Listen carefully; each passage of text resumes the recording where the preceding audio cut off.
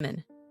If you were raised in a religious home, you may have been taught that women are honored, respected, cherished. But when you look closer at the actual rules, texts, and traditions, a different picture comes into focus. A picture that shows control, suppression, and inequality. Not as a mistake or exception, but as something built into the structure of religion itself. The first thing to understand is that most organized religions were created by men in male-dominated societies. That isn't a secret.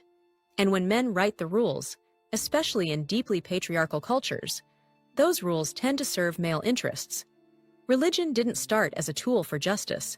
It started as a way to explain the unknown and to control what couldn't be explained. And that control extended to women. Let's begin with the core idea repeated in many major religious texts, that women are not equal to men. In the Hebrew Bible, in Christian scripture, and in the Quran, we find that men are created first and women come second, often from the man's body.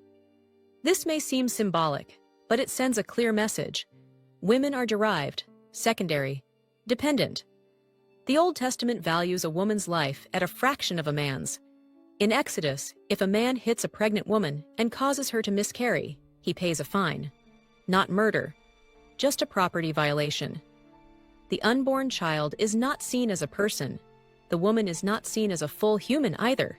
She's something between property and vessel. In Leviticus, women are labeled as unclean for a certain number of days, simply because they gave birth. And if the baby was a girl, the unclean period is even longer. The New Testament doesn't fix this. Paul, whose letters make up a large part of Christian teachings, instructed women to remain silent in churches. He said they should not teach or have authority over men.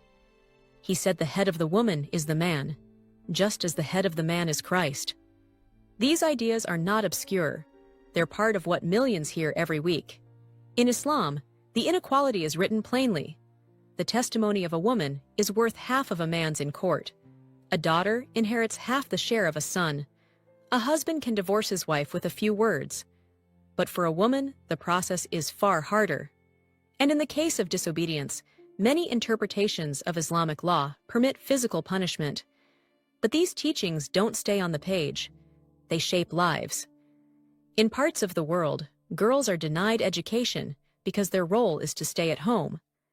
In some countries, women still need a male guardian's permission to travel. There are places where being raped brings shame not to the attacker, but to the victim, and she is punished for it. This isn't random cruelty. This is cruelty protected by religious belief.